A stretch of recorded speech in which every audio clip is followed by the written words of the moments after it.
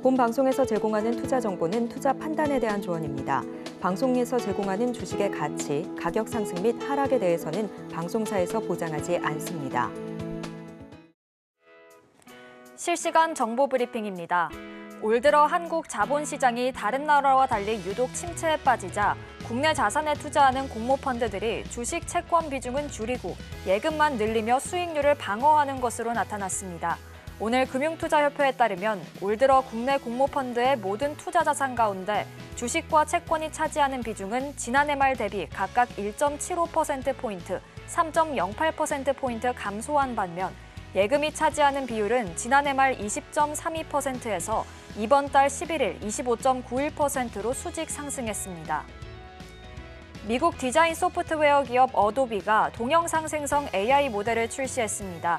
어도비는 현지 시간 14일 미국 플로리다주 마이애미에서 연례 제품 컨퍼런스인 어도비 맥스 2024를 열고 동영상 생성 AI인 파이어플라이 비디오의 테스트 버전 출시를 알렸습니다. 텍스트 또는 이미지를 자유롭게 영상으로 구현할 수 있어 동영상 제작의 장벽이 크게 허물어질 것으로 기대되고 있습니다.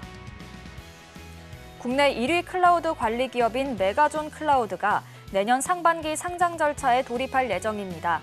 오늘 투자은행 업계에 따르면 메가존 클라우드는 내년 상반기 상장 예심 청구를 목표로 재반 절차를 준비하고 있습니다. 올 1분기 손익분기점을 넘어서며 첫 흑자 달성에 성공한 메가존 클라우드는 연간 흑자도 처음 달성할 것으로 전망되며 목표 기업 가치는 기존보다 상향된 최대 8조 원 수준이 거론되고 있습니다. 국내 자산에 투자하는 공모펀드가 국내 증시 침체에 예금만 늘리고 있죠.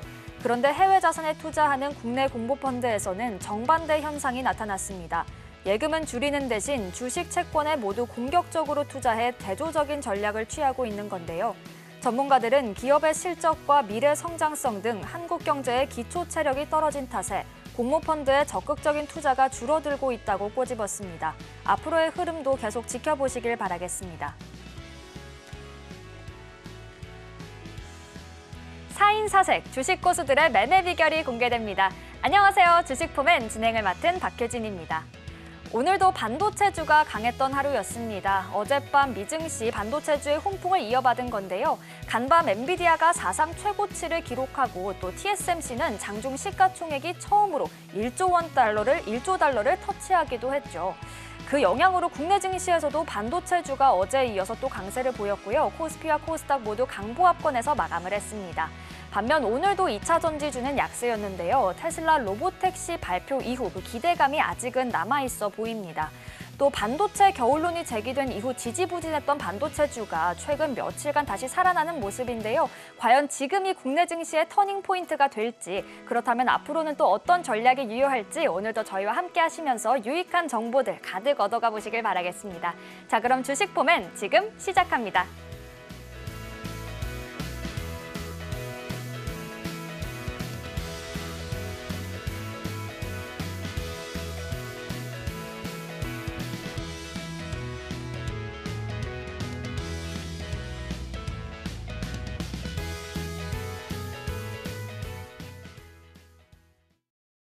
먼저 오늘 시장 분석 도와주실 전문가님부터 바로 모셔보도록 하겠습니다. 장자방 전문가님 나와 계십니다. 어서 오세요. 안녕하세요.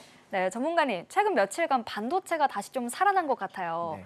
겨울이 끝난 건가 아니면 안 왔던 건가 싶기도 한데 일단 오늘 시장 어떻게 보셨는지 먼저 정리해 주실까요? 예, 반도체는 단기 반등 영역 안에 들어갔다라고 보여지고요. 아마 좀 짧으면은 10월 말 정도, 길면은 11월 한 중순 정도까지의 상승세를 이어가지 않을까라고 생각합니다. 오늘이 10월 15일이니까요. 한 보름에서 4주, 2주에서 4주 정도는 반등기 안에 있다라고 보여주시고요. 그리고 조정 시에 매수 잡아서 끌고 가자라고 말씀을 드리고 있으니 조금 더 홀딩해 보시면 좋겠고요. 종합주가지수는 제가 지난번에 말씀드렸다시피 12월 한 첫 주나 둘째 주 정도까지는 계속 우상향일 거예요. 크게 급락을 하거나 박살나는 장은 아마 나오기 어렵지 않을까라는 생각이고요. 한 가지 변수는 11월 5일 날이죠. 미국 대통령인데요. 대선에서 지금 누가 될 거냐라는 얘기들이 왔다 갔다 합니다. 해리스 민주당의 후보와 그다음에 트럼프 전 대통령의 재선 두 개가 누가 이길 거냐 이제 이야기가 지금 나오고 있는데 시장에서의 지금 예측은 트럼프 대통령의 재선 가능성을 훨씬 높게 보는 측면입니다. 그런데 만약 우리가 예상하지 못했던 해리스가 당선되는 혹시라도 이변이 나온다고 한다면 시장이 그 핑계로 불확실해 그러면서 급락을 한번 세게 맞을 수 있는 기회가 되지 않을까라는 생각이고요. 만약 예상대로 트럼프 전 대통령이 재선에 성공하는 모습이 보인다면 아마 시장에 재정 지출을 추가 지출하면서 시장을 부양하는 경기 부양 정책이 나올 걸 기대하면서 시장은 11월 초에 꽤 급등을 할 가능성이 높다라고 생각이 됩니다. 그래서 저는 개인적으로는 트럼프 대통령의 재선 쪽에 무게를 두고 증시가 11월 초까지는 계속해서 올라가는 장이 아닐까라고 예측을 하고 현재 대응을 하고 있고, 주도주 섹터는 반도체와 자동차 쪽이 될 것이니까 이쪽에 좀 주력을 하고 있는 중이고요. 그리고 지수 게임을 하실 분들은 코덱스 레버리지로 지수 ETF 위주로 거래하시면 좋겠습니다. 오늘 제가 종목들을 좀 하나하나 섹터별로 살펴드릴 테니까 종목들 보시면서 내가 어떤 부분을 놓쳤는지, 그리고 무엇을 살펴야 되는지, 이미 추격하기엔 좀 늦은 부분은 어떤 것인지 하나씩 살펴보도록 하겠습니다. 이제 11월 대선이 얼마 남지 않았고 또 그때까지 우리 시장이 어떻게 흘러갈지 예측하기가 힘든데요. 우리 어떻게 이 시장에서 어떤 종목들을 공략해 봐야 할지, 그리고 또 안정적으로 좀 수익을 기대할 수 있는 ETF나 지수 관련 상품들에 관심이 있다 하시는 분들은요, 하단을 참고하셔서 장자방 전문가님과 함께 전략 세워보시길 바라겠습니다. 자, 그럼 이어서 섹터별 투자 전략 어떻게 하신지도 여쭤볼 텐데요. 전문가님, 어떻게 투자 전략 세우고 계실까요? 자, 먼저 화면을 보시겠습니다. 보시면 섹터별 ETF와 대형주를 저는 순환매하자라고 이야기 드립니다. 저한테 질문하시는 분들이 그런 얘기 하시더라고요. 당신은 주식이 전문입니까? 선물옵션이 전문입니까? 라고 물어보셔서 저는 선물옵션이 전문입니다. 선물옵션 파생상품 트레이더이고요. 그런데 저는 지수 관련이, 종합주가지수가 올라가고 내려가는 거에 따라서 선물지수가 오르고 내리거든요. 그러다 보니 제가 주로 건드리는 건 대형 종목을 보는 거예요. 왜냐하면 지수에 오르고 내리는 것에 민감하게 판단해야 되는 사람이다 보니까 저는 주로 지수 관련 상품들을 여러분께 집중해서 매매 말씀드리고 있는 것이고요. 그런데 우리가 대형 종목이라 하더라도 안정적인 수익을 내기가 생각만큼 쉽지는 않아요. 그래서 대형 종목 중에도 내가 섹터를 잘못 고르거나 타이밍을 잘못 고르게 되면 손해가 날 수 있거든요. 그래서 종목을 고르는 게 참 쉽지 않아요. 예를 들면 에너지화학 관련 종목들 중에서 개별 종목으로 수익 내기 참 어려운 종목들이 많거든요. 그래서 오히려 에너지화학 종목은 에너지화학 관련 ETF를 거래하는 것이 타점 잡기는 쉽습니다. 그래서 그게 좀 더 나은 선택이 되는 것 같고, 반도체 같은 경우에도 반도체 안에서도 소재주, 부품주 여러 가지 관련주들이 많기 때문에 이 중에 내가 종목을 잘못 선택하면 저건 되게 많이 오르는데 내 거는 못 올라가는 거죠. 예를 들면 지금 하이닉스를 산 사람은 계속해서 선방하고 조정이 나와도 크게 안 빠지고 올라간다면, 삼성전자 산 사람은 죽쓰는 거거든요. 그죠? 또 하이닉스 산 사람은 괜찮은데 저기 잘 모르는, 이름 모를 반도체 부품주 혹은 후처리 공정 주식을 사게 되면 그분은 고생하는 겁니다. 그래서 우리가 좋은 종목을 꾸준히 잘 찾을 수 있으면 좋겠는데 그게 생각보다 쉽지 않습니다. 왜냐하면 저도 이게 직업이지만 제가 해야 될 일들을 하다 보면 많은 종목들을 찾고 많은 시황을 보고 연구할 수 있는 시간이 상대적으로 적을 수밖에 없어요. 그래서 제가 안정적으로 수익을 내는 가장 큰 이유는 뭐냐면, 개별 종목이나 중소형 종목으로 큰 수익을 내겠다는 생각을 하지 않습니다. 아예 그 생각을 버렸기 때문에 저는 그냥 섹터별 ETF 가지고 순환매하면서 대형 종목들이 안정적으로 올라가는 그 수익을 취하겠다라는 생각을 하는 거고요.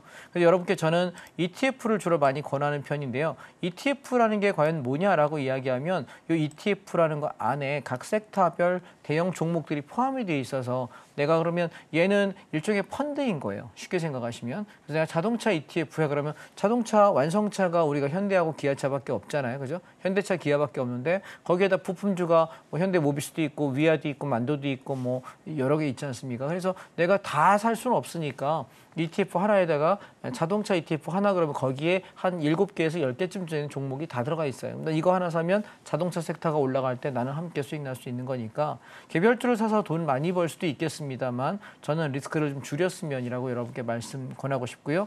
그래서 예를 들어서 1억 원 가지고 내가 왕복 거래를 한다고 들면 주식은 내가 한번 샀다 팔을 때마다 증권 거래세가 붙어요. 그러니까 주식을 여러분 1억 원어치 샀다가 내가 10,000원에 사서 10,000원에 그대로 내가 산 가격에 본전에 팔아도요, 증권 거래세와 수수료가 거의 한 28만 원, 30만 원쯤 붙어요. 그러면 이 중에서 증권사 수수료는 한 4, 5만 원밖에 안 되거든요. 한 5만 원 남짓 정도밖에 안 되니까 그러면 내가 정부에다 내는 증권거래세가 1억을 만 원에 샀다가 만 원에 팔아서 본전에만 나와도 나는 3, 4만 원은 세금이에요. 그러니까 우리가 만약에 하루에 한 번씩만 거래한다고 치면 매일 20거래일 동안 거래하게 되면 한 달에 한 5, 600만 원씩 정부에다 세금을 내는 거죠. 여러분 5, 600씩 생각하면 이게 1년이면 7천만 원이에요. 엄청난 세금 내는 거거든요. 종합소득세 7천만 원 세금 내려면 그 사람은 최소한 연봉이 2억은 넘어야 될 거예요. 2억 정도 되면 한 7천만 원 냅니다. 그러면 굉장한 세금을 내고 있다는 생각을 해보시면 저는 이 거래세를 좀 줄이는 것이 큰 도움이 되지 않을까라는 생각이고요. 해당 섹터가 상승했는데 개별 종목이 못 갈 수 있죠. 근데 내가 산 종목이 못 가더라도 그 섹터가 상승하게 되면은 안정적인 수익을 함께 얻을 수 있습니다. 그래서 개별 종목의 리스크를 좀 피할 수 있고 차트에서 시세 잡는 거, 패턴 잡기 되게 편하기 때문에 여러분께 저는 ETF를 적극적으로 권하는 바입니다.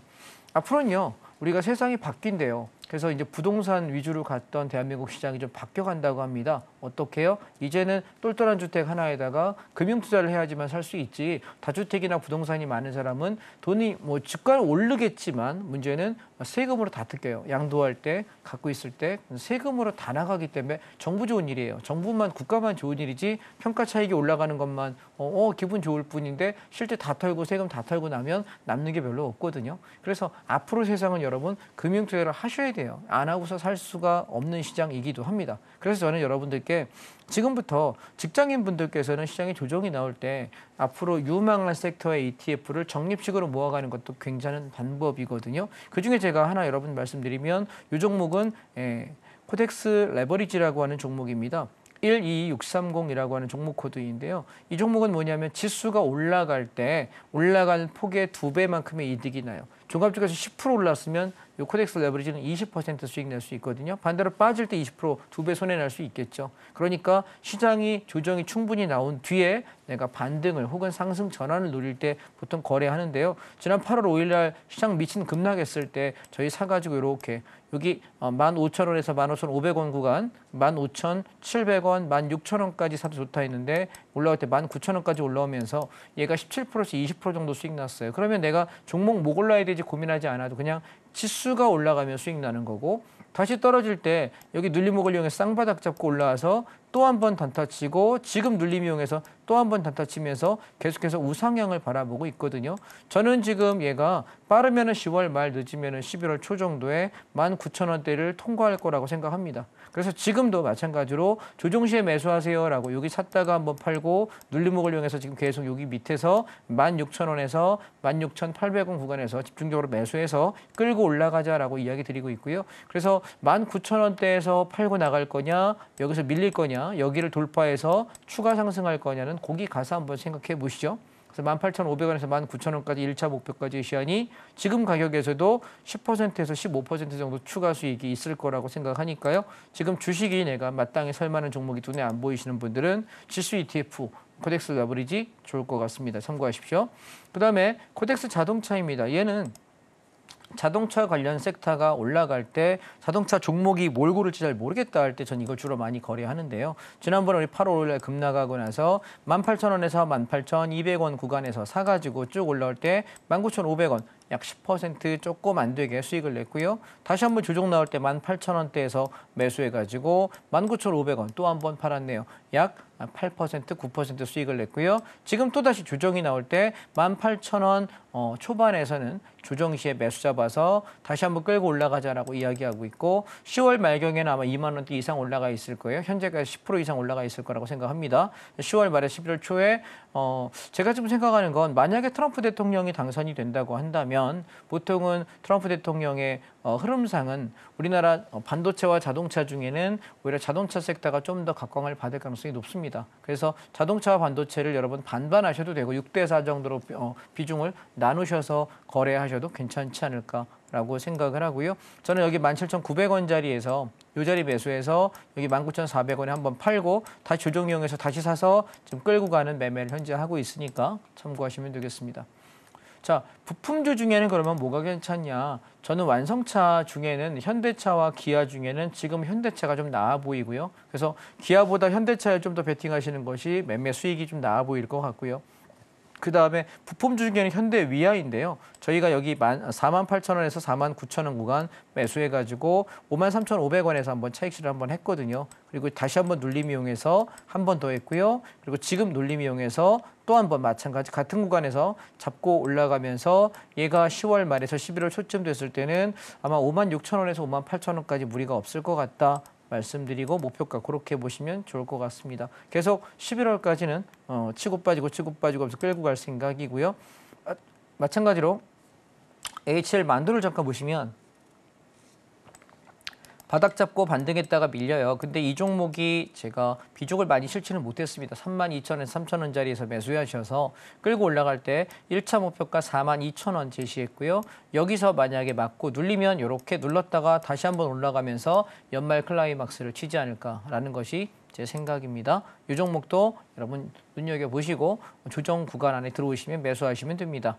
자, 그다음에 코덱스 반도체입니다. 자, 반도체 섹터 안에서 내가 어느 종목 고를지 애매할 때 이거 사자라고 이야기하면서 여기 35,500원에서 31,000원 구간 바닥자리에서 9월 달에 매수하세요라고 이야기 드렸고 다시 눌릴 때 없는 사람 지금 여기 사시면 좋겠어요라고 이야기하면서 최근에 3, 4거래일 동안 반도체와 자동차 그다음에 코덱스 레버리지 위주로 거래하시라고 자꾸 말씀을 드리고 있습니다. 바닥 사서 올라오신 분은 끌고 가는 거고 없는 사람은 지금 현재 자리에서 조정 횡보 구간에 매수하셔서 치고 올라가시면 되겠고 아마 얘도 10월 말에서 11월 초 정도에 38,000원에서 4만 원 구간 달성하면 짧게 단타 차익 실현하도록 하겠습니다. 그럼 개별 종목은 뭐가 괜찮을까요? 물어보신다면 SK 하이닉스입니다. 얘도 앞전 바닥자리 쌍바닥으로 보시고 15만 원에서 16만 원 요 구간 집중 매수하셔서 여기 19만 원에 한번 팔고요. 다시 조정 나올 때 17만 원부터 추가 매수 잡으셔서 현재 끌고 가고 있는데 이 종목의 목표가는 22만 원에서 24만 원 구간 여기까지 보겠습니다. 현위치에서 20%에서 25% 정도 추가 수익 가능해 보입니다. 마찬가지 조정할 때 반도체 종목 사실 거면 가장 좋은 1티어는 뭐냐면 SK 하이닉스입니다. 삼성전자 아닙니다. 얘가 제일 힘이 좋은 종목이기 때문에 이 종목에 집중하시면 좋겠다 말씀드리고요. 그다음에 한미반도체는 보시면 하이닉스랑 되게 차이가 좀 나죠. 보시면 얘는 조정이 나왔다가 반등할 때 힘이 조금 있어요. 근데 한미반도체 보실래요? 한미반도체는 보시면 내려왔다가 여기 찍고 반등이 되게 좀 미미해요. 그래서 얘는 내가 재매수할 때 비중을 좀 줄여야 됩니다. 그래서 내가 만약 SK 하이닉스에다가 50%를 배팅했다면 한미반도체는 20%. 그래서 우리가 5대2 정도 이렇게 3대1 정도 이 정도로 비중을 잡으시는 것이 어떨까라는 생각이고요. 좋은 회사예요, 한미반도체. 그런데 이미 시세가 많이 났기 때문에 이제는 반등력을 보는 것이지 추세 상승을 보기에는 조금 어렵지 않을까라고 생각을 하니까요. 보수적 관점에 접근하셔서 얘는 제가 9만 원에서 10만 원 구간 매수해서 올라올 때 13만 원짜리 1차 목표가 현재가에서도 한 3, 4% 되겠죠? 거기까지 보시면 될 것 같고요. 여기 앞에 고점까지 보시고요. 얘를 만약에 뚫어버린다면은 16, 7만 원 오면 감사합니다라고 다 털고 끝낼 생각입니다. 그래서 얘도 마찬가지로 11월 달까지는 긍정적으로 보시면 좋겠다 말씀드리고요. 마지막 삼성전자입니다. 삼성전자가 제가 보통 투자 종목으로는 잘 안 선택하는 편이에요. 왜냐하면 이거 할 거면은 정말 할 거 많거든요. 그래서 삼성전자가 괜찮은 회사이긴 하지만 많이 죽었죠. 이유는 뭐 굳이 정치적인 이야기가 나와야 될 것 같아서 제가 언급을 피하도록 하겠습니다. 삼성전자는 우리가 반도체 회사로 알고 있지만 핸드폰을 만드는 회사이기도 하고 가전제품을 만드는 회사이기도 하죠. 그래서 핸드폰에서 나오는 매출과 가전에서 나오는 매출이 반도체에서 부진한 것들을 그나마 메꿔주고 있는 상태이고요. 삼성전자가 왜 부진하냐면 기술력입니다. 삼성전자가 예전에 우리나라 아시아에서 1등이어라고 이야기했던 반도체 섹터는 단순하게 기억 저장 장치였습니다. 내가 뭔가 입력을 하면 기억하는 장치의 반도체는 삼성전자가 잘 만들었어요. 그런데 문제는 반도체 세상이 기억 저장 장치로서만 멈추는 것이 아니라 연산작용을 할 수 있는 반도체가 필요해졌거든요. 그런데 일로 넘어가야 될 시기에 삼성의 오너가 구속됐었죠. 정치적인 이슈로 인해 가지고. 그래서 설비 투자하면서 성장해야 될 시기를 놓쳤다라고 생각합니다. 그 2, 3년의 시간이 앞전 정부였죠. 그 2, 3년의 시간이 굉장히 리스크가 컸던 것이고 그때 열심히 앞을 향해 달렸던 기업이 어디였냐면 대만의 TSMC입니다. 이제는 따라잡기는 거의 어렵지 않을까라고 좀 아쉬운 마음이 많이 들어요. 그래서 이제는 삼성전자가 우리가 기대할 만한 굉장히 좋은 반도체 회사라고 저는 생각을 했었는데 투자 메리트에서는 좀 떨어지지 않았을까? 그래서 나중에 삼성전자가 다시 한번 힘을 낼 때는 우리가 좋은 종목으로 이 종목을 가지고 수익을 내볼 수 있겠습니다만 현재는 삼성전자가 쇠락하는 길이다라고 이야기를 계속해서 드리고 있어서 제가 삼성전자에 대한 매수 의향을 별로 드린 적이 없습니다. 올해 들어서 단 한 번도 드린 적이 없고요. 작년에 초에 한 번 했죠. 작년 초에 조정 나올 때 한 번 해가지고 반등 한 번 하고 나서는 안 했던 것 같습니다. 근데 지금 삼성전자는 6만 원이 깨진 자리에서는 우리가 단타로 접근해 볼 만한 위치라고 생각합니다. 그래서 저는 5만 9천 원에서 6만 원, 이 구간에서 여러분 매수하시면 어떨까요? 라고 말씀을 드렸는데 반등을 좀 하고 있어요. 예, 어제도 2.5% 올랐고 그전에도 양봉섬에서 오르는 걸 보니까 그래서 얘는 6만 5천 원에서 6만 7,500원 요쯤까지 보시면 뭐 대략 진입단가에서 한 10%쯤 아마 수익 나실 거예요. 이 정도 바라보고 단타 치실 분들은 괜찮을 것 같다. 예, 추세로 막 올라갈 수 있는지는 잘 모르겠어요.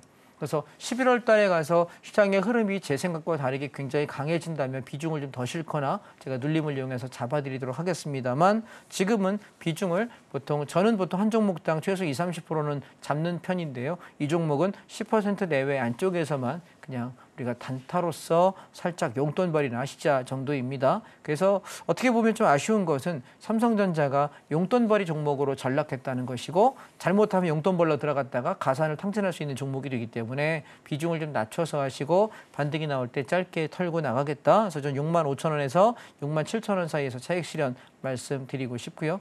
그다음에 이제 부품주 중에 또 하나가 DB하이텍입니다. 예, DB하이텍 같은 경우에는 3만 5천 원에서 3만 7천 원 요 구간에서 저희가 9월 달에 매수하시고 끌고 가고 있는데 1차 청산하실 분은 하시고 나머지는 얘는 4만 원 붕괴되지 않으면 버텨보려고 그래요. 4만 원 깨지면 정리해버리시고요. 4만 원 붕괴되지 않으면 저는 3만 7,500원에서 3만 6,500원 구간 여기까지만 목표가 보시면 어떨까 싶네요. 제가 지금 방망이를 짧게 잡는 것은 시장이 완벽히 돌아섰는지에 대한 확신이 없어서 그래요. 반등을 하는 건 맞는데 문제는 시장이 이제부터 와 해서 내년까지 계속 급등하면서 대세 상승을 할 수 있다. 저는 지금 그렇게 바라보여지지가 아직은 않습니다. 그래서 여러 가지 상황들이 박자가 맞고 나면 11월 달에 아마 미국 대선 결과 이후부터 우리가 시장의 강도를 올라가는 건 올라가는데 세게 갈 거냐, 길게 갈 거냐, 짧게 갈 거냐, 적게 갈 거냐 이걸 판단할 수 있지 않을까 싶으니까요. 그때까지는 보석 관점에서 시장을 보셨으면 합니다. 도움이 좀 되셨을까요? 제가 지금 HTS를 통해서 여러분께 잠시 후에 설명을 드릴 텐데 이 PPT를 통해서 드리는 종목은 제가 어제 밤 기준에 어제 종가 기준으로 강의자를 만들어서 여러분께 보내드리는 거기 때문에 오늘자 종가는 반영되지 않았습니다. 참고하시고요. 잠시 전하는 말씀 듣고 제가 HTS를 통해서 그러면 지금 우리가 공략해 볼 만한 종목과 지금 따라가면 물릴 만한 종목들 시간 되는 데까지 섹터를 한번 쭉 살펴드리도록 하겠습니다. 네, 업종은 괜찮아 보이는데 어떤 종목을 선택해야 할지 잘 모르겠다 하시는 분들에게 적합한 ETF 종목들도 짚어주셨고요. 또 반도체주와 부품주 위주로 종목들도 이야기 들려주셨습니다.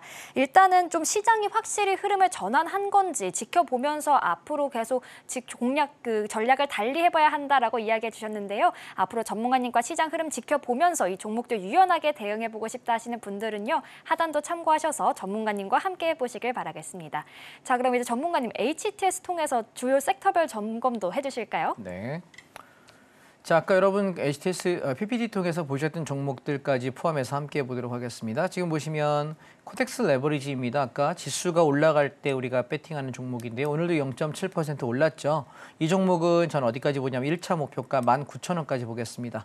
19,000원까지 가져가시고 짧게 보시면 아마 10월 말 안에 보실 거고요. 좀 길게 가봤자 11월 초에는 통과하고 돌파될 가능성이 높다고 보여지고요. 연말 안에 보여지는 목표가는 21,000원에서 22,000원까지 바라볼 수 있을 것 같습니다. 그러면 19,000원까지 올라가도 현재가에서부터 한 14%, 15% 정도 수익이 날 것이고 이 윗자리까지 가면 25%에서 30%까지 가능해 보입니다. 종목을 내가 마땅히 살 게 없다고 보시면 여러분 요거 괜찮을 것 같고요. 그다음에 코스닥 종목인데요. 코스닥 150 레버리지 같은 경우는 코스닥 종목이 올라갈 때 지수가 움직일 수 있다라고 보는데 얘는 지금 사면 좀 물릴 것 같고요. 조금 눌림 조정을 이용해서 여기 7,500원에서 8,300원 구간에서 매수하시고 손절가 7,200원에 잡으시면 어떨까 싶네요. 종목 코드 233740입니다. 이 종목 아마 우리 연말 쪽에 코스닥 지장도 좀 올라갈 거라고 보여지니까요. 조정을 이용해서 10월 지금부터 10월 말경까지 천천히 매집해 두시면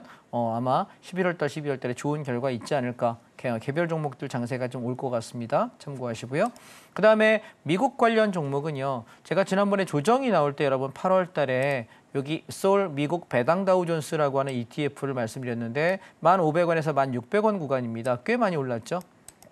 11,500원까지. 이 종목은 뭐냐면 여러분이 그 요즘에 해외 지수 투자를 많이 하시는데 해외 종목들 보시게 되면 미국장은 우리랑 시간이 달라요. 그래서 우리 시간으로 한 10시 반 정도에 보통 10시에서 11시 사이에 보통 개장을 하게 되는데 서머타임 여부에 따라서 그러면 밤새도록 이걸 내가 안 보기가 힘들거든요. 그래서 저는 주로 미국 지수 관련 종목을 할 때는 국내 상장되어 있는 ETF를 주로 거래하는 편이에요. 왜냐하면 얘는 우리가 양도세가 아직 없어요. 미국은 22% 세금을 내지만 물론 미국의 수익은 훨씬 더 좋은데요. 그냥 한국에 사는 사람들은 제 생각은 그렇습니다. 그냥 수익이 좀 적더라도 낮에 우리가 우리 리듬에 맞게끔 미국 지수 관련 ETF 거래를 하고 다음날 미국이 올랐다 내렸다만 난 확인하고 다음날 아침 9시부터 오후 3시 반까지 우리나라 장중 시간에 이걸 거래하면 되기 때문에 전 이 종목 굉장히 좋아하거든요. 그래서 보시면 얘가 447600이에요. 재밌는 건 매달 배당금을 줘요. 보이실까요? 분배락이라고 써 있죠. 매달. 월 배당금을 주는 거기 때문에 은퇴자분들께서는 상당히 좋은 종목입니다. 종목 코드는 446720입니다. 이 종목 보시게 되면 월봉을 잠깐 보실까요? 얘가 스타트되고 나서 22년 말에 스타트되고 이렇게 조정이 나왔다가 이후에는 계속 우상향이지 조정 나온 적이 없어요. 근데 보시면 바닥에서부터 얘가 올라간 거는 수익률로 다 해봐야 뭐 한 40, 50%밖에 안 될 거예요. 최바닥에 산 사람 기준에. 근데 매달 배당금을 주기 때문에 여러분이 만약에 내가 목돈을 굴릴 때가 마땅치 않다. 자, 주봉입니다. 보시면 계속 우상향이죠. 그러면 우리가 이렇게 조정이 나오는 이 구간이 만나지잖아요. 이 구간에 내가 사놓으면 돼요. 내려왔을 때 여기서 횡보할 때 이때 사놔서 끌고 가면 되는데 크게 조정이 나오지 않아서 저희가 지금 계속 노리다가 들어갔을 때가 8월 5일 날 급락할 때 이때 샀거든요. 지금 올라가면 제가 사고 나서 한 번, 두 번의 배당을 받았고 현재 시세는 덤으로 갑니다. 수익률은 낮아요. 그런데 이렇게 생각해 보세요. 은행에다가 요즘에 금리를 맡기면 내가 돈을 만약 맡기면 보통 3% 금리를 잘 안 줍니다. 이자 소득세 15.4% 떼고 나면 평균 내가 실질 이자는 2.4%에서 2.8%거든요. 그러면 그거에 대비하면 얘는 수익 많은 거죠. 거기에다 배당금도 주겠다. 굉장히 안전하겠다. 미국이 엄청나게 박살나도 이 종목은 올라갈 때도 크게 안 올라가지만 떨어질 때도 많이 안 떨어져요. 그래서 내가 천천히 매집하기, 조정 시에 매집하기 굉장히 좋은 종목이라서 좀 안정적인 종목 하실 분들은 이 종목 꼭 기억해 놓으시면 좋을 것 같습니다. 종목 코드 아까 말씀드렸고요. 그다음에 미국 빅테크 탑10이라고 하는 종목인데요. 미국의 테크 관련, 기술 관련 종목들 중에 상위 10개의 종목을 모아놓은 ETF입니다. 그래서 이 종목 같은 경우도 저는 이번에 얘가 신고가를 갱신할 거라고 생각합니다. 얘는 보시면 2023년도에 17,000원대, 15,000원대에서부터 올라왔던 게 벌써 44,000원이에요. 그래서 아마 바닥에서부터 얘는 한 7, 8배 정도, 그러면 한 6, 7만 원대까지 가는데 무리가 없을 것 같아요. 그래서 좀 더 끌고 가시면 좋겠고, 만약에 없으신 분들은 지금 고점권 안에서 놀기 때문에 비중을 많이 살 수는 없겠죠? 그러나 조금 약간 눌림 조정이 조금 올 때 보통 좀 기다리면서 2, 3주 정도 천천히 기다려서 이렇게 내가 매수하신다면은 수익을 내시는데 도움이 좀 되지 않을까라는 생각이고요. 미국 S&P 500인데요. 미국 S&P 500 ETF는 종목 코드 219460입니다. 이 종목 같은 경우도 마찬가지로 계속해서 장기 우상향 종목입니다. 자, 보시면 월봉입니다. 월봉을 보시면 2015년도에 8,600원짜리가 지금 얼마 같나요? 26,000원이네요. 그러면 우리가 길게 볼 때는 굉장히 좋은 종목이에요. 그리고 가다가 이렇게 급락이 한 번씩 나오고 급락이 한 번씩 나오는 게 코로나 때죠. 그리고 여기 2022년도 급락장에 한번 와장창 거의 1년 가까이 빠졌거든요. 1년 내내 빠져도 결국은 다시 한번 올라가고 여기 보시면 여기 3개월, 4개월 동안 빠져도 다시 올라가고 그래서 얘는 이런 장이 되게 어렵죠. 근데 사실은 이런 종목을 내가 매집할 때도 이렇게 조정이 나오기 시작하면 6개월에서 1년 정도 그래요. 그때마다 내가 월급 받아서 계속 내 쓸 돈 제외하고 전부 갖다 여기다 적립해 놓으시면 조정 시에 상당히 좋지 않을까. 직장인들을 위한 ETF입니다. 이 종목은요. 그리고 내가 트레이딩을 잘 못하는 사람, 내가 어디에 갔다가 돈을 투자해야 될지 잘 모르겠는데 나는 그냥 무조건 안정적이고 장기 우상향이 될 수 있는 종목을 고르고 싶다 할 때는 이 S&P 500 같은 경우가 상당히 좋습니다. 보시면 여러분 얘가 올 초에 그러니까 작년 연말 10월에 저점에서부터 지금까지 생각을 해보신다고 하면 얘는 벌써 35% 40% 수익이 났습니다. 내 원금의 35% 40%면 1억이면 3,500이라는 얘기예요. 2억이면 한 6,500, 7천만 원 수익 났다는 얘기이기 때문에 굉장히 큰 수익이거든요. 그래서 조정장에서 내가 이 종목들을 천천히 매집하는 종목이고 저는 이 종목은 잘 트레이딩을 안 합니다. 그냥 사놓으면 그냥 버티는 종목이고 분할로 차익 실현하고 조정을 기다리는 종목이지 얘는 전 트레이딩하지 않습니다. 그냥 끌고 가는 종목입니다. 오케이? 그래서 우상향으로 길게 가져가는 종목 중에 하나다라는 거고요. 그다음에 또 하나 제가 강력하게 권해드리는 것은 에이스 글로벌 반도체 탑10이라고 하는 ETF입니다. 자, 탑4라고 하는 ETF입니다. 종목 코드는 446770입니다. 446770. 자, 이 종목 같은 경우에는 우리가 반도체가 올라갈 때 한국 반도체는 한계가 있다라고 이야기를 많이 하잖아요. 그런데 얘는 글로벌 증시예요. 글로벌 증시에 있는 반도체 탑4. 그러면 얘도 보시면 저 주봉을 보시면 여기 작년 초부터 8,700원짜리가 28,000원까지 갔습니다. 별거 아닌 것 같은데 300% 넘게 갔죠. 지금 여러분 대한민국 증시가 1년 동안 300% 간 종목이 있나요? 없어요. 찾기 되게 어렵습니다. 자, 월봉을 보셔도 마찬가지 저점에서부터 1년 반 정도, 2년 이제 다 돼가죠. 이 정도 시간 안에 3배 넘게 오른 종목입니다. 그래서 저는 이 종목이 조정시마다 여러분 반드시 하셔야 될 종목이 아닐까라고 생각하고요. 아마 이런 생각하시는 분이 계실 거예요. 한국 종목 되게 어렵다. 그러니까 그냥 글로벌 시장으로 나가야 되지 않을까. 근데 글로벌 시장을 투자하는 방법이 두 가지가 있는 거예요. 그 나라 직접 투자하는 거죠. 내가 만약에 미국에 투자할 거야. 그러면 나 QQQ 할래. 나는 뭐 어떤 ETF를 할래라고 결정할 수 있죠. 미국에 상장되어 있는 종목을. 근데 걔는 우리나라 시간으로 밤에 새벽에 거래해야 되기 때문에 온전히 잠을 자기가 어렵고 오를 때는 오르는 것 때문에 아드레날린 와가지고 와, 돈 많이 번다고 기분 좋아서 밤새 낄낄거리다가 기절해서 다음날 생활이 안 되고요. 떨어지면은 손해나는 것 때문에 억울해서 어찌저찌 하면서 얼굴 하얘져 머리 하얘져가지고 잠 못 잡니다. 그래서 저는 오히려 그거보다 물론 수익률은 미국에 있는 ETF를 거래하시는 게 훨씬 낫습니다만 현재까지는 아직 우리나라 ETF의 수익에 세금을 부과하지 않습니다. 내가 돈을 얼마를 벌었든 100억을 벌어도 세금 부과하지 않습니다. 그러니까 ETF가 세금에서 자유롭고 내가 거래하기 좀 편안하다는 것, 저는 그게 증권사에서 거래하기가 좀 더 편하지 않을까라는 생각이라서 에이스 글로벌 반도체 탑4 플러스 요 ETF를 여러분께 권하고요. 446770입니다. 이게 아마 연말까지 여러분께 꽤 기쁨을 드리는 종목이 아닐까라고 생각을 합니다. 자, 그다음에 우리가 지난번에 차이나 중국 종목으로 꽤 돈을 벌었었는데요. 잠깐 보시게 되면 중국은 저희가 여기 1,500원에서 1,650원, 늦어도 1,700원은 올라타자고 이야기하고 이렇게 올라올 때 2,700원, 2,800원에 다 팔아먹었는데 장대 연봉 떨어지면서 박살나고 있거든요. 저는 다시 한번 기다리는 자리는 어디냐면 1,400원에서 1,700원 이 구간 오면 다시 살 거예요. 종목 코드는 지난번에 다 해서 아실 텐데 204450입니다. 204450. 차이나 H 레버리지는 뭐 하는 거냐면 중국 지수에다가 내가 배팅하는 건데 중국 지수 올라가는 폭의 2배만큼의 이익을 낼 수 있다라고 생각하시면 됩니다. 그런데 이제 떨어지는 구간인데 이 떨어지는 구간에 멍하게 구경하는 것보다 단타 치실 분은 제가 차이나 인버스를 하나 말씀드릴게요.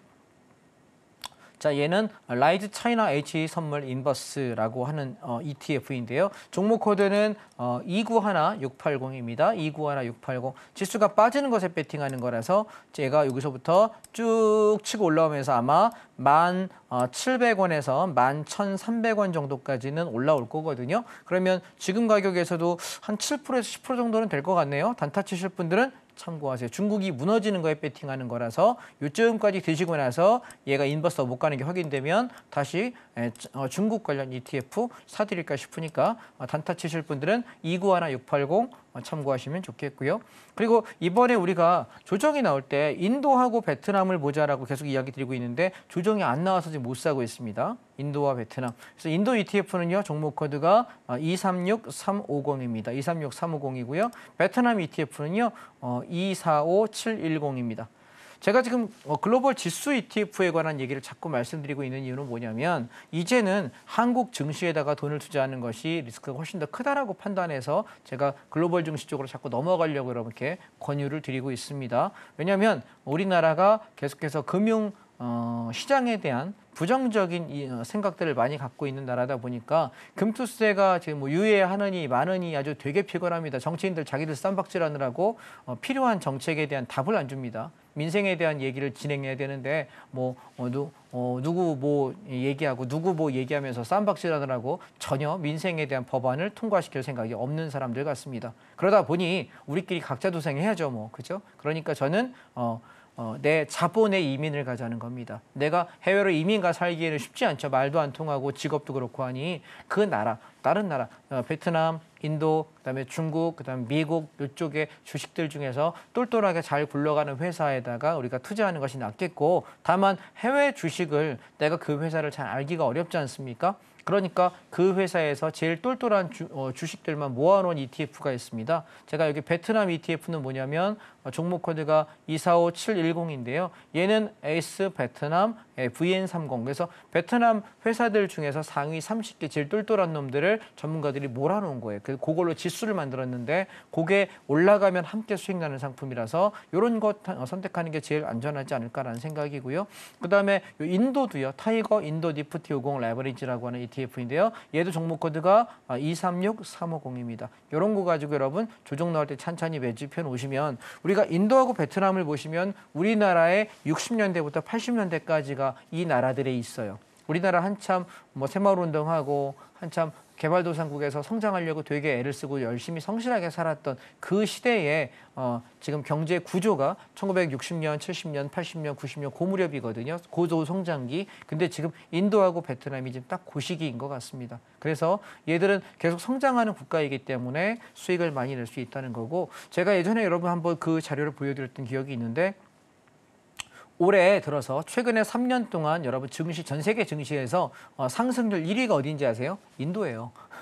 이해하시겠습니까? 미국 아니에요. 인도예요. 인도가 최근 올해 들어서 1등하고 2등이 다투는 게 어디냐면 일본하고 인도였습니다. 이해되시겠습니까? 그리고 베트남하고 얘네가 3파장을 다뤘지 우리나라는 끄트머리에서 저 끝에서 한 두 번째 될 거예요. 되게 낮아요. 그래서 우리가 생각할 때는 인도나 베트남이 별로 잘 와닿지 않지 않습니까? 그러니까 보면 제가 요 집에 밖에 이렇게 나가다 보면은 그래서 뭐 명동을 간다든가 아니면 홍대를 간다든가 아니면 지나가다가 제가 어딘가 시내를 나가다 보면 외국인이 부쩍 우리나라에 많아졌습니다. 근데 오늘자의 신문 기사를 제가 보니까 외국인 노동자가 우리 전체 생산 인구의 20%를 넘었대요.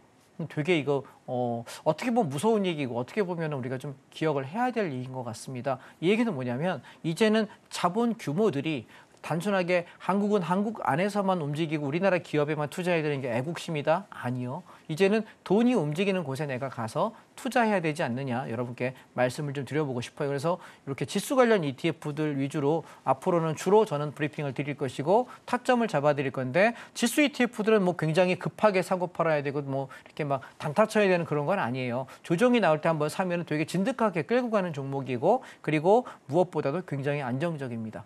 물론 여러 나라의 지수 ETF가 있겠고 여러 나라의 주식들이 있겠습니다만 저는 앞으로 성장성이 좋은 종목 위주로 가려고 합니다. 제가 골라놓은 이 종목들을 선택한 기준은 첫 번째는 인구입니다. 인구가 최소한 1억 5천만 명 이상은 돼야 되는 것 같아요.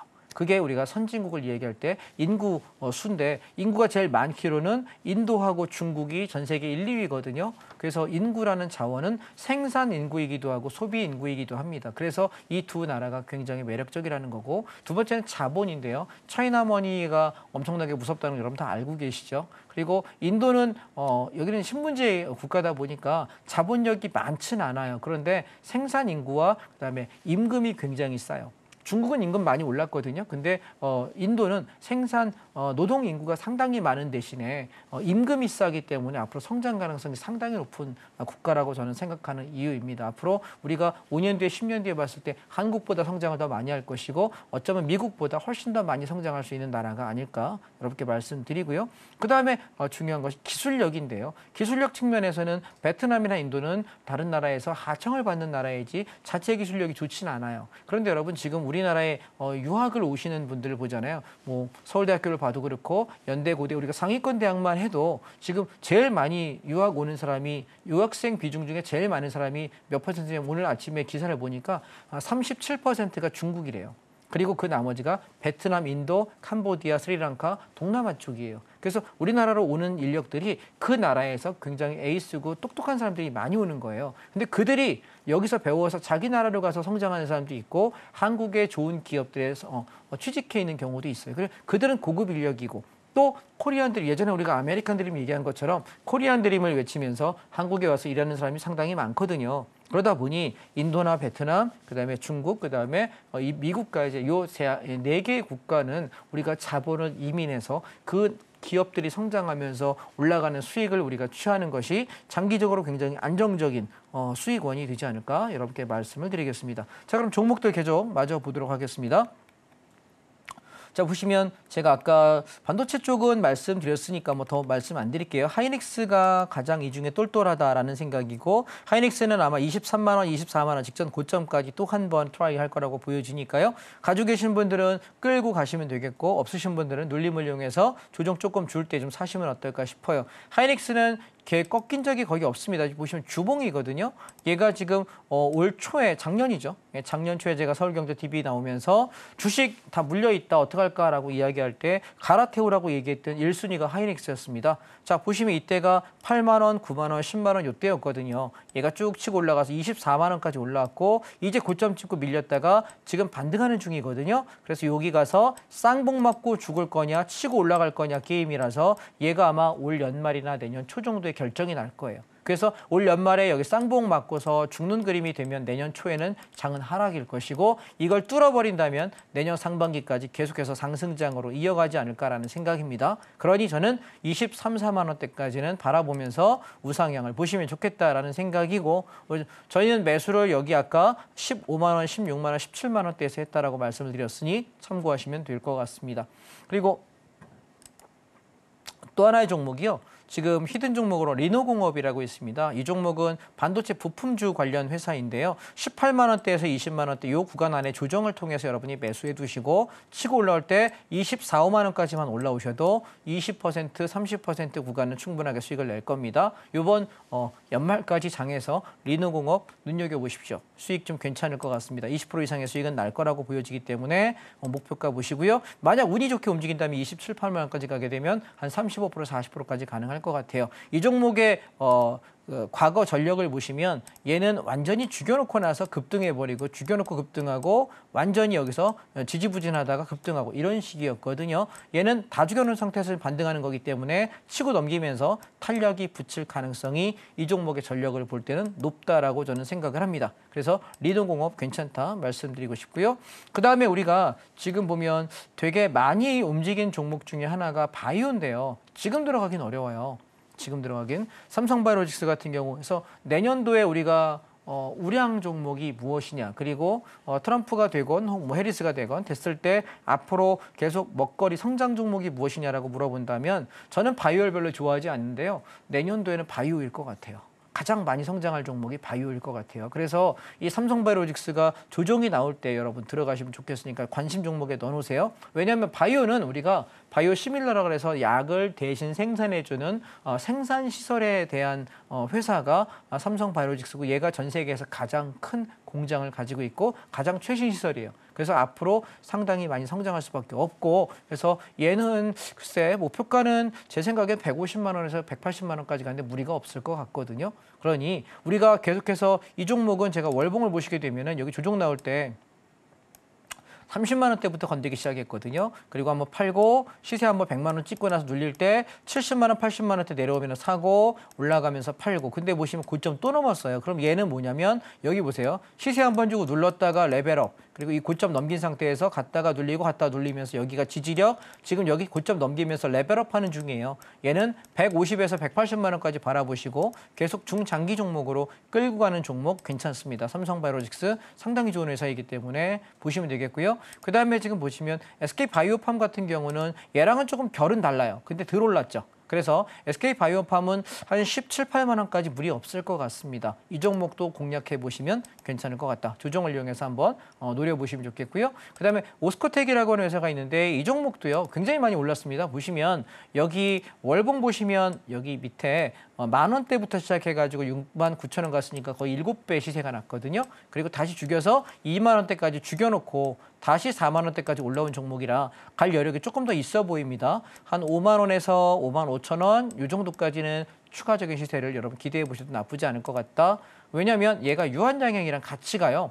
유한양행의 수익에 대한 지분권이 있습니다. 그래서 5천억 정도 매출이 유럽에 수출하게 되면 이 회사가 2천억 정도 가져가요. 40% 정도 기준권이 있기 때문에 굉장히 좋은 회사다라는 거예요. 유한양행 오를 때 얘 반드시 올라요. 보시면 유한양행 계속 올라가죠. 근데 유한양행의 유럽 매출에 관한 지분권이 30%였나 40%가 있는 걸로 알고 있습니다. 그래서 상당히 좋은 회사 중에 하나다라고 말씀을 드리고 싶고요. 그래서 이 종목도 조정 나올 때마다 사시면 좋겠고 또 다른 종목들로는 녹십자도 괜찮고요.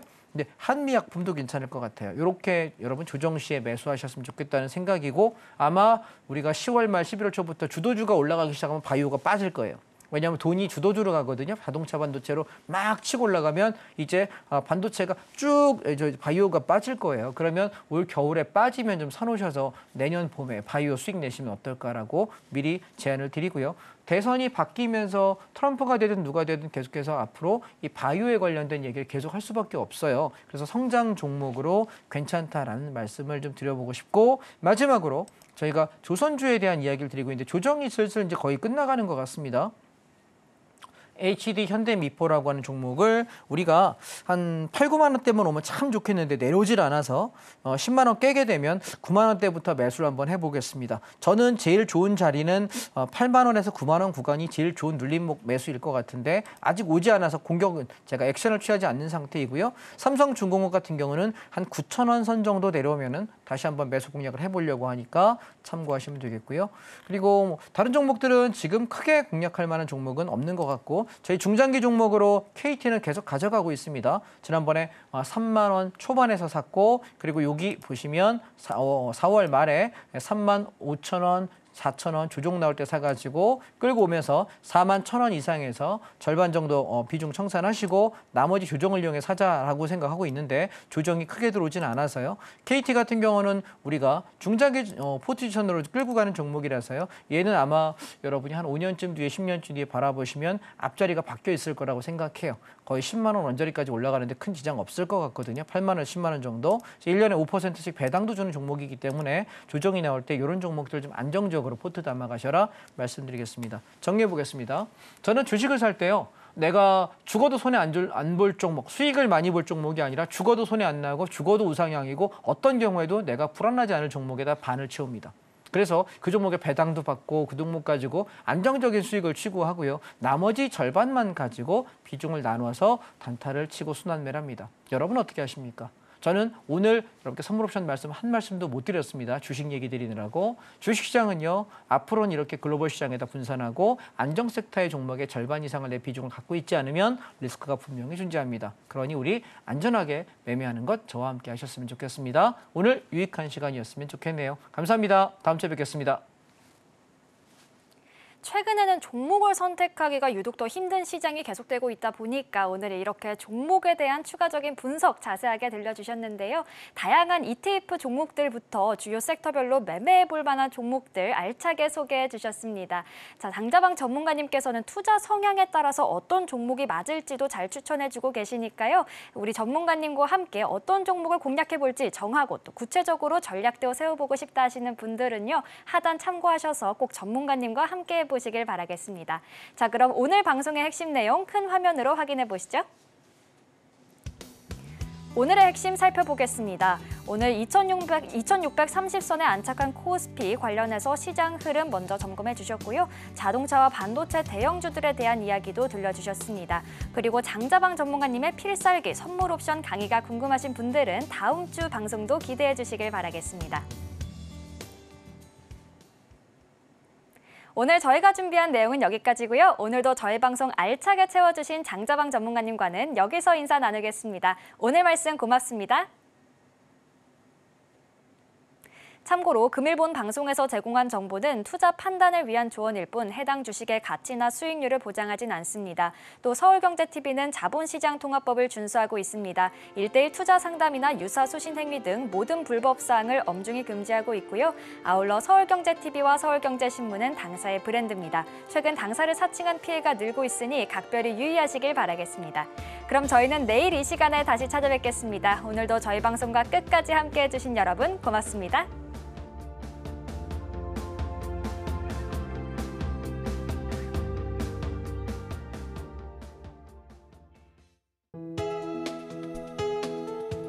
본 방송에서 제공하는 투자 정보는 투자 판단에 대한 조언입니다.